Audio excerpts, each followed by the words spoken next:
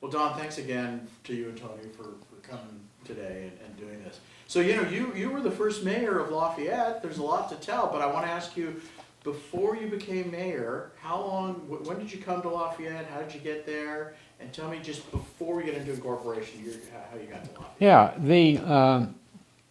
Tony and I weren't married then, so she can't double check the story for you. But when I got out of law school, got out of the service, did all those things, worked on where did I want to settle, so I started looking around for law jobs. And I got a great job in Oakland with a very prestigious firm there. And so then the question was, well, where to live in order to go to work? Well, we looked around and around, and Lafayette was about the only town within shooting distance that we could possibly afford to live in. Bought a little house for, get this, $10,000, 2 bedrooms, 2 baths, unheard of. And moved there and stayed there for a couple of years, then one other place briefly, and then. What year was this? Well, that would be a year or 2 or 3 or 4 before incorporation, so roughly 1960. Is that about right, Tony? I don't know if you want this conversation. Okay. No, that's perfect. Okay. Yeah, I'd say so. And Yeah. the other place that you lived was also in Lafayette. That's right. Rented an apartment as well. So let me ask you, just out of personal curiosity, what law school did you go to? What was that law? New York University. Oh, I okay. lived in Greenwich Village for 3 years, if you can imagine. So Yeah. you got your law degree in New York and you moved to California. Right. And the reason for that, I'm a Californian, but I got just unconscionably fortunate to get this fantastic scholarship to NYU. Wow. It was like, as they say in baseball, or is it football, I forget, all expenses paid. Wow. You know, books, tuition, room and board, everything. So- Where are you from originally in California? Well, I grew up as a kid in Eastern Oregon, Okay. out in the cattle country, and then came to California after law school and college and all that stuff in order to get serious about a career. So let's talk about the whole incorporation process. Do you want to just tell me the story on how you remember it unfolding? I understand it went to the voters a couple of times and was turned down. Well, historically, and I had not been involved in any of those prior efforts, and some of them predated me, to incorporate. But Lafayette was, the area was entirely within Contra Costa County. But under state law, you nevertheless can incorporate a city, then the city is in the middle of the county. And you have sort of dual jurisdiction, but it works out okay. When I first came to Lafayette, part of the NYU law program was a lawyer's duty to his community to be a communitarian, participate, and help out as possible. And that appealed to me, the whole business of community activities and so on. So I had been very active in college, at Oregon State, I might point out.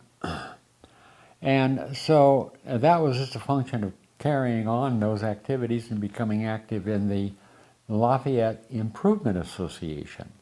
That was a group, sort of an ad hoc group of men and women who were concerned about the area, mainly infrastructure type issues, and they worked with the county to try to solve problems.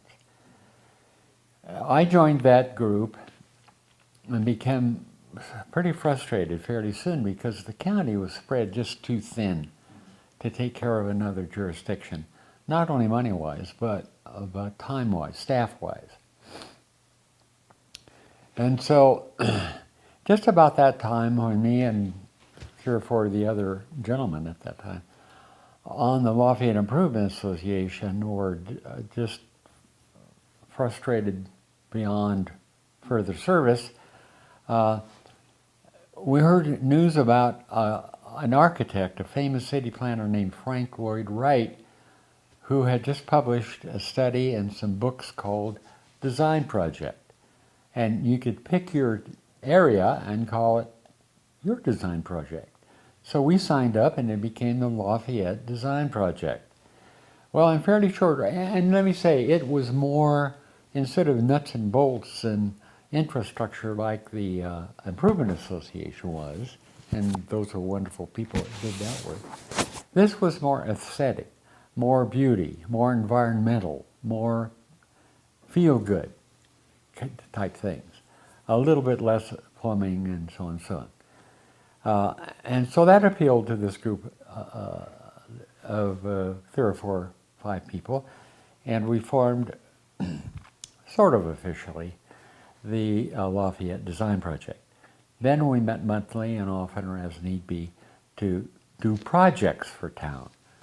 And You mean design projects, that sort of thing? yeah, there was this outfit had published a manual that told you how to do all these things, and so we had a good guide on how to approach trees, underground wiring, all kinds of stuff that would make the town look better and be more valuable. I mean, that was a dual purpose. Now, did you, in those early days, the county still had the jurisdiction, of course, right? And when you were doing these design projects, you presumably have to go up to the county planning office and say, we want to do this. Right. Tell me about that. Well, the people of the county were fine people, and we had a good relationship in general with them, but they were overworked. They just didn't have either the money or the time or the effort to take care of, especially a group like us that wanted a lot of elevated cityfied planning projects accomplished. It was just beyond them. For example, signs. We were just mortified with the way awful signs were sprouting up all over our area. And we begged the county for a good, strong sign ordinance, but even more than that, enforcement of the sign ordinance, and I've got a great story about that. So after, I think, about a year of trying to work it out with the county, and they weren't stabbing us in the back or anything like that, they just didn't have the wherewithal to say yes to us about anything. So we decided, reading this book about the design project and so on, the recommendation was you got to have your own city. You've got to incorporate so that you can call the shots and decide how to spend your money. And so that made sense to us, and we formed up this formal design project group which functioned alongside the sort of standard Improvement Association. And both of these groups worked together, but we were surprisingly separate in our function because we were doing the aesthetic stuff, the feel-good stuff, and they were doing the infrastructure, water, sewer, and wire stuff. Let me bring you back. You said, but someone suggested, someone suggested that you become a city? The county? Well, or was it was part of the conversation. It was in the book. It made it clear. Now we knew enough about how civic government works that the only way we were going to make any real progress was to have our own jurisdiction. The county wasn't going to do it. So we knew we were going to have to incorporate, but in the beginning nobody could really face up to that because it's just a huge job, a huge undertaking.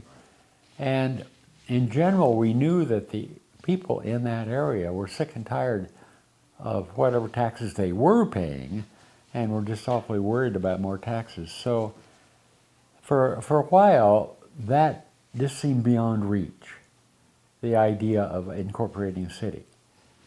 And we had people that thought it was a good idea, but nobody wanted to do a whole lot about it. So that was where we were. And we found people that were willing, finally, to sign up to do some work about the kind of planning for the city we were interested in, and to do the work to get incorporated. Highway going through there. Well, that's right. The freeway is up here. The town is, the main street is down here. And these people got the idea that they wanted to attract people off the freeway to come down. So we got one horrendous billboard, which may have been the trigger for incorporation.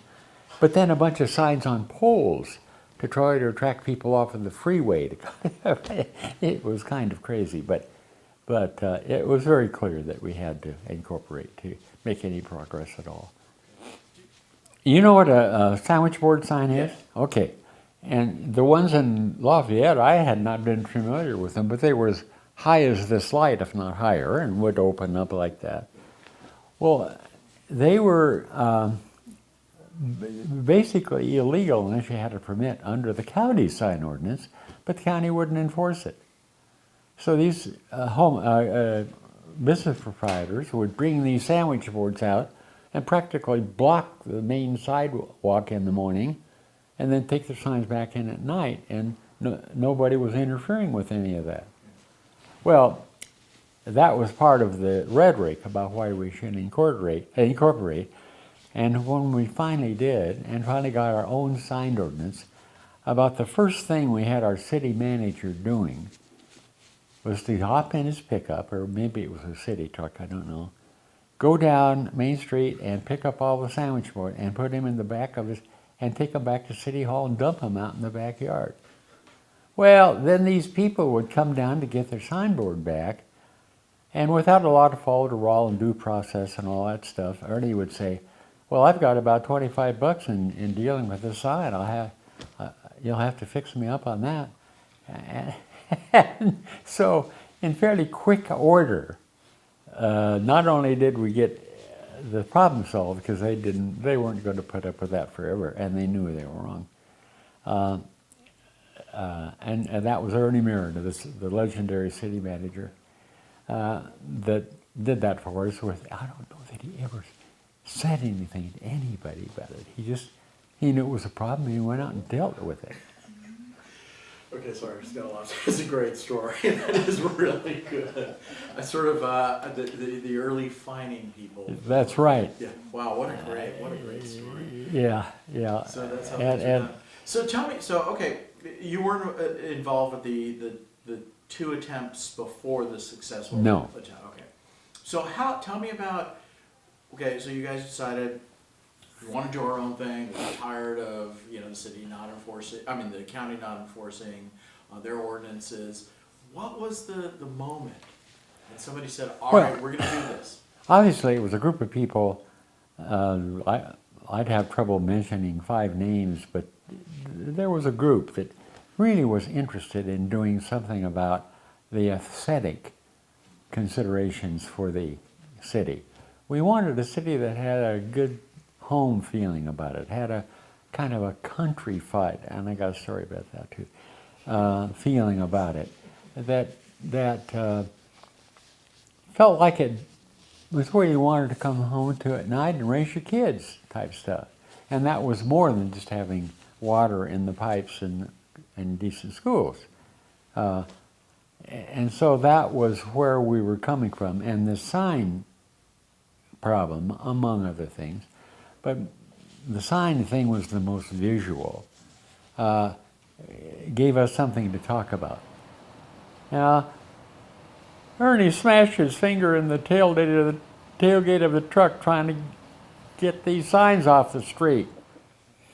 I think it was one of the sparks. There were a lot of things that had been sitting there and had gotten to be so irksome that they were a joke, like that huge billboard down on the end of Main Street, and some of those pole signs, and other things that just, Tony mentioned his garbage collection. That got to be a big issue. Somehow this county couldn't pay the garbage collector enough, or whatever the problem was, and so garbage just wouldn't get picked up a lot of times, or you couldn't get it picked up at all if your garbage cans were a little ways down the driveway, or what, all those kind of problems. And so we started hearing lots of complaints about, we got to do something about the garbage, or we're going to start dumping it in Main Street. Well, we went to the county, and finally, after a few threats like that, maybe somebody actually did, I don't know. They worked it out, and we worked it out. I think we augmented the stipend to the city, to the garbage can a little bit. And that sort of got the garbage pickup stuff going in a reasonable way, and it's, to the credit of the garbage company, been much increased since and improved since then. But that was another issue, and that was a little more immediate because it started to smell bad and stuff. Yeah. Running a city's like that. Right. Okay, so you guys decided to, you know, we're going to incorporate. You got it on the ballot. What was the campaign like? Well, right away we found out as we would go around and speak at clubs and places, one of the major concerns was the people were really scared, well, depressed about the possibility of a new layer of taxes. I mean, people were saying, oh, we just can't pay any more taxes.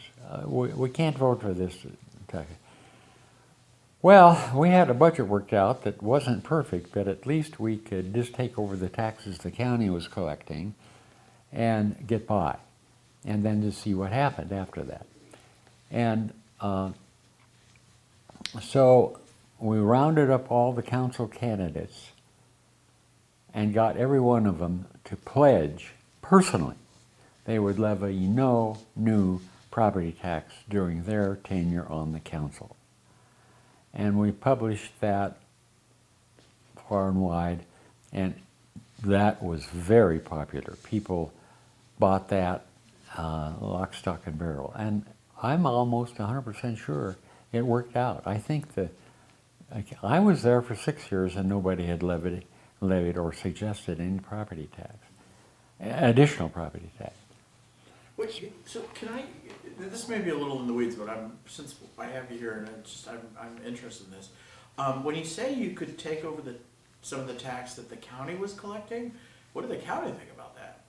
Well, it took a little negotiation, but they felt that they were going to not have to spend as much money because we were taking some of that burden off their back. A certain amount of road repair, a certain amount of we contracted with the county to get some of those services done, but they were going to have they're going to keep some of their tax money that way because the city would reimburse them for the expense in certain areas. And so it worked out that it didn't cost the county a great deal.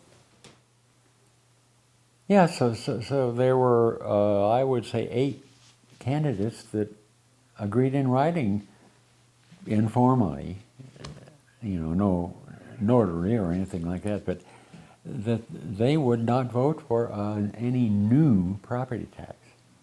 All the old ones could stay in effect, but there would be no increase in the total property tax based on city tax.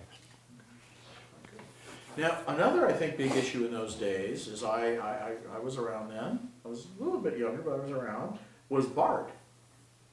Mm-hmm. So BART had obviously built, you know, the station in Lafayette and the line, and of course, or they were building it, and there was, you know, the idea this is gonna start up pretty soon, and all that. What I understand that was also a factor in the decision. Well, I'm not clear that it was so much a negative factor as it was a factor. We'd like to know more about it. You know, what really is it going to be like, and how often will the trains run? So, in the Incorporation Committee, our design project, did up a study and got Bart and his people to come and lecture about how this would help the pressure on the freeways and save time for people going into Oakland and San Francisco and so on, and increase valuations in Lafayette. So we made it into, which I think was legitimate, a positive factor, and I think it worked out to be a positive factor for Lafayette. Right. The town of Moraga. Right. So how that... And that all had to do with that manifestation of the environmental out home, down home attitude that we wanted to stay country. We didn't want to be citified, we wanted to be countrified. Well, so fairly on, and that was one of the points that was made in the Frank Lloyd Wright report, was make that choice. Because it will set a tenor of sorts in how your city should, or how the community develops. And so, after the election, and we knew who the 5 councilmen would be, turned out they were all men, we sat down and decided, now what do we want the name of this place to be? Town of Lafayette or City of Lafayette? Well, we fairly easily, with 4 of the councilmen, got to the town of Lafayette. But Councilman Cogburn, the 5th, wanted city. He just kept yelling city. Well, finally, we just said, Martin, you're outvoted, so sit down and shut up. So he did, and he was the kind of a guy who did not like to shut up. So when the paperwork, but he was assigned independently of that, part of the job of getting things filed with the state and county that had to be, just turn in the papers, make sure they got properly endorsed or whatever it was. And so, sort of the day before everything was final, and some of these papers came back, were being called in these papers the City of Lafayette. And I remember running to Martin saying, Martin, what the hell's going on? The county make a big mistake. Call them up and tell them that they got it wrong. And he said, no, they won't change it. They don't think they got it wrong. Well, to this day, then I checked and there was no changing it without delaying incorporation and a lot of trouble. To this day, I don't know whether Martin just refused to accept town, and he didn't have any overriding good reasons other than this whatever you like, to admire, or whether he forgot, because he did have to fill out a form about that. And sorry about this, it's a little naive, but is there a difference legally between town and city? It's just the name. Yeah, it's just, it's You're incorporating, perception. whatever you want. Yeah, right. Okay, so you did the incorporation. What the actual paperwork? Just walk us through that. What was the paperwork involved? What was what? The paperwork to actually do the incorporation. Well, it wasn't overwhelming, but it was a nice stack of papers. And that was after the election, so there had to be a certification that the election had been such and such and such and such. So that part was pretty straightforward. I think this thing about the name of the town was, the councilman just gave them the wrong information. How were the boundaries drawn? Were those boundaries existed under the county to some extent? To some extent, and by practice and habit and custom. But when you become a city, something has to get... That's right. You have to draw your boundaries. It's sort of like the school district. Now, we had a little subcommittee that did that, and the instruction was to follow as nearly as possible any representations that were made. Wait a minute. That had to have been done before the election because that determined who's going to vote. But nevertheless, it still was done by other districts and jurisdictions that should have a similar or identical boundary. And there were a few of those that was still a little haphazard. And sometimes you'd get a particular property owner that came down and just begged to be in the city, and we said yes to most of those, but not out. If you were supposed to be in for the reasons you were in. So, but the main thing was what had been talked about and represented, or was going to be talked about and represented, what made sense, utility-wise, transportation-wise, a lot of engineering went into that. And that's about it. Yeah, and then the county had to look at it and say, okay. we And agree the with county that. had to agree. Mhm. Okay, so Yeah. you're incorporated, the boundaries are drawn, the council's been elected, you sit down in your first council meeting and there's no mayor yet. Yeah, the first meeting is a closed session, meeting of the council, and the purpose laid out in the statute is for the council to elect a mayor by majority vote. And that's to be done for each succeeding year. And so we sat down, and it was a little awkward. By then, we were all sort of friends and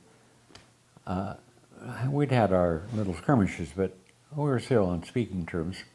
No question about that.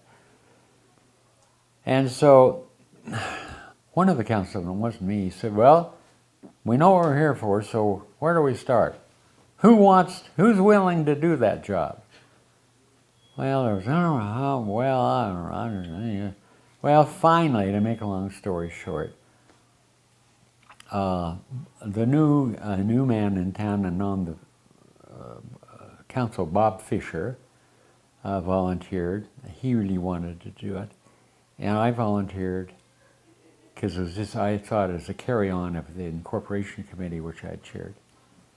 And Gordon Holmes got pushed by Cogburn. Really wanted, and Gordon was kind of hesitant, but he would have accepted. Well, so there was a lot of discussion, this and that, and the one I remember most is Bob Fisher, a new guy in town that almost nobody knew, who got his votes by carrying groceries in for ladies at the grocery stores. That was his campaign. Well, he spoke to, and Bob's a good guy. But anyway. We spoke to him. He didn't tell us that story. Sure did. Yeah. Yeah. And he was the youngest, I believe. He's what? He was the youngest. Oh, yeah, by far. Yeah. Yeah, but you were 38. I mean, how old was Fisher? You were 28 then? 38. 38, yeah. Well, 38, yeah. I think he said he was 30. Is that what he said? Something like that? That's about right. Yeah. Yeah, but he would have been the youngest, yeah. We were down the focus? Yeah. Yeah, oh my God, that's so funny. So how did they pick you? It got a little edgy there because Jack Marchant was supporting me, and he was not a candidate. And he's a very hallowed guy in town, a contractor, developer. Everybody loved Jack, but he didn't want to be mayor. Martin Cogburn was supporting Gordon Holmes, and Gordon, okay, good, if you want me to do it, I'll do it. And Bob Fisher had basically no support, not because he was a bad guy, he just wasn't, nobody knew him. So the question is, how are we going to get a majority out of this bunch? Well, there was, and one of Bob Fisher's arguments was, historically, in this town, what they've done is they give the first mayorship to the elected councilman who got the most votes, and I got the most votes. And I knew how many votes he had gotten, and I said, Bob, how many more votes than me did you get? And he said, 16. I said, well, Bob, that's not very much. Now, Bob, tell me, how long did you spend on the incorporation committee? And he said, well, I didn't keep track, but, a lot. Well, everybody knew he didn't spend very much. Finally, Gordon Holmes says, followed her on this. I'm going to drop my candidacy, and I'm going to vote for Black. And now he'll have a majority, and we'll get this over with. Let's get going. And that's how it happened. That's really great. And then, so when was the decision made, I guess this is part of the no taxation, no extra fees, that the mayor wouldn't be a paid position, the council members wouldn't even get a stipend? How was that determined? Those were all promises made during the incorporation campaign. And the council people pretty much agreed, number one, there wasn't the money available. And number two, it really was a service job, and without that guarantee, you wouldn't get incorporation at all.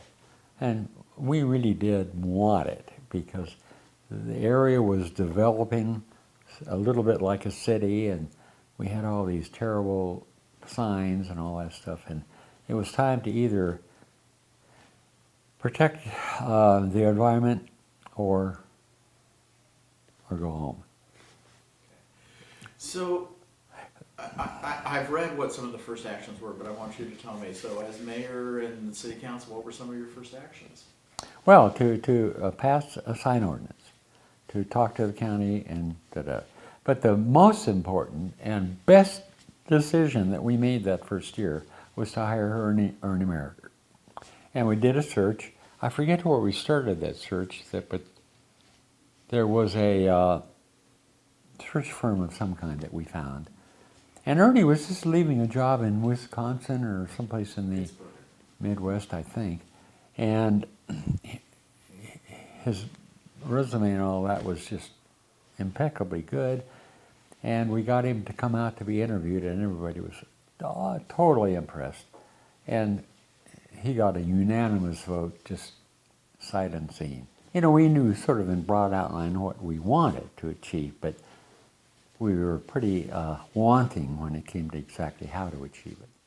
Yeah, I think the first things were Oh, yes, the semi-rural nature, that protect Yes. the hillsides. Exactly. Yeah. Prohibit building houses and developing things on two kinds of slopes, as I recall. One, an excessive slope that created a danger of landslide and, you know. And the second, as I recall, was that really scarred up the visual aspect of things, where you'd have to make big cuts for roads and expose the hard rock and so on. And so that was a fairly easy, people really went for that. And then the Planning Commission. Yeah. Tell me about that. Well, we knew we had to have a planning commission, and there were people available. Some people off of that Lafayette Improvement Association, the Nuts and Bolts Committee, a lot of those people, 5 or 6, 4 or 5, were appointed to the first planning commission. A couple of names come to mind is Harold, Ned Robinson, the attorney in town, and he may be deceased now, I'm not sure. Anyway, a really good guy that had worked all the way through incorporation and so on and so on. George Wasson was Just talk to you. Yeah. was the head of that commission for all the years I can remember, and I'm sure was on the first planning commission. Other than that, I can't remember. He'll be at the celebration. Oh, good. Yeah. Mm-hmm. So, all right, so you get the city going, and then they hire the city manager, and things are going along pretty well. What do you think the biggest challenges were at the beginning?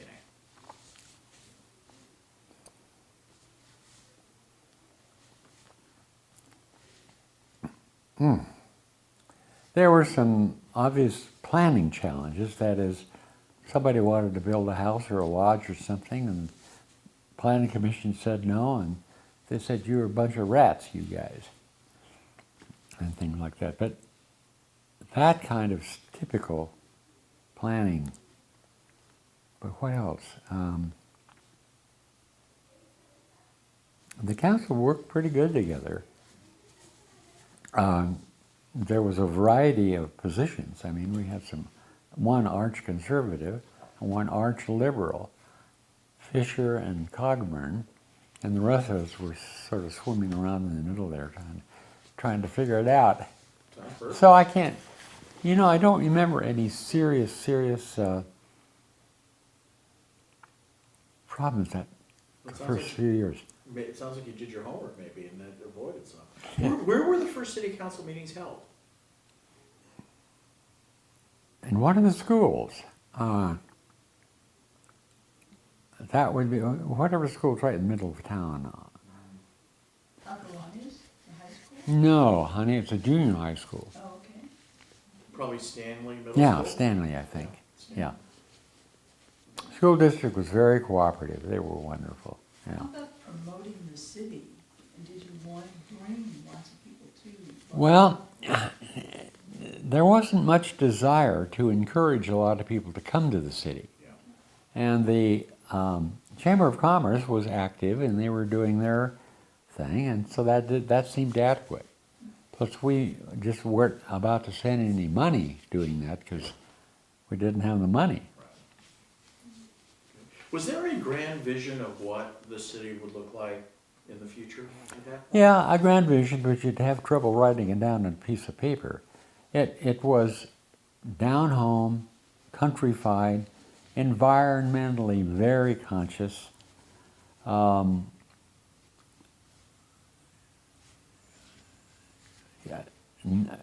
Not fancy streets, no four-lane streets through the city. And one thing that really brings up is, like all new cities, we had utility wires up and down all the main streets. And they're just ugly as sin.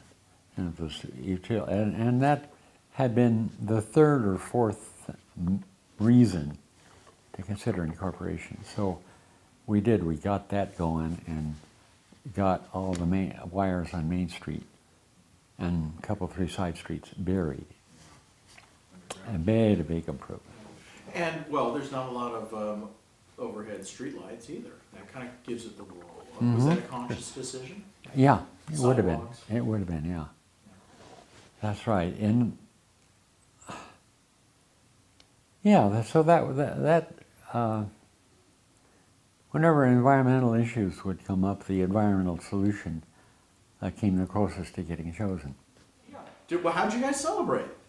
Yeah, I think we had a party and invited some people and so on, but I don't think we had a parade. No parade. Yeah, certainly not if it cost any money, because then we were broke. Yeah. I can't think of one single person actively involved in the incorporation effort and the follow-up that clearly had in mind to make a business gain on some part of it. They may have wanted to protect their business, like maybe Marchand or somebody, or others, or they wanted a more attractive Main Street and so on, but nobody was in it for the profit, for the money. So that meant that a lot of people that got the necessary work done were doing it on a service basis, communitarian basis. There was not going to be any financial gain for them at the end of the process. There were a lot of loose ends floating around. You never quite knew what to expect if you went to the County Planning Commission, or if you asked the utility company for something, or if you had a dangerous dog in your neighborhood. I mean, there was just a lot of uncertainty. But it felt like the direction was in the direction of a city, maybe the Bronx or Queens or something. And that was going to happen sooner or later if things were somehow changed around. On the other hand, the people like me that already lived there were just totally enthralled with the beauty, the natural beauty, and the convenience to the Bay Area and the schools, and there was a lot there to save. And then I'm sure a lot of those people were taught that public service is a very satisfying, good thing. And I think that is the best explanation. I'm sure that some people did it to look good or to satisfy their brother or something like that, but I think by and large, people were being communitarian in their attitude toward working for the incorporation. So let me ask you this. What do you think your personal, not the city's, your personal greatest accomplishment was in this process? Well, I want to give you 2 answers. One is in general, being part of the force that brought the design project aboard and gave us and headed the city in that direction, as opposed to the big city direction. You know, that held true to the beauty of the property and a decent place to live, as opposed to an investment. So that would be, whatever part I played in that is the part that I'm the most happy with. Specifically, I think the sign ordinance is where I made my major specific contribution in going through the sign ordinance and dealing with it like a lawyer and making sure that it satisfied, even in places where the counties didn't, the needs of, the aspirations of Lafayette. Who came up with that? Was that you? And what was the attraction with Frank Lloyd Wright, or was it a movement in those days? I think it was a movement. I think, and I don't know exactly where it came to us. I didn't bring it in. I think he was at Berkeley during part of that time, but I could be wrong about that. And I didn't know the man. There was a very formal manual that his organization had published, and we got copies of that. And do you remember the name of the manual? yeah, I think Design Project. Yeah, I think that was it. Speaking to people in the future, okay, we're sitting here now in, I'm sorry what year it was. 2018, it's the 50th anniversary of the incorporation of Lafayette, 50 years, half a century. And in the future, people are going to look back at this interview and what you guys did to incorporate. What do you think your legacy is? What's your message to those people out there in the future? To pay attention to where you live and what it means to you, and then do all that you can to keep it that way. That where you live, the natural, environmental nuts and bolts, I don't deny that, but all of that is very important to the meaning of life and success of families. Yeah, so that would be my message. Pay attention to where you live. And do what you have to do.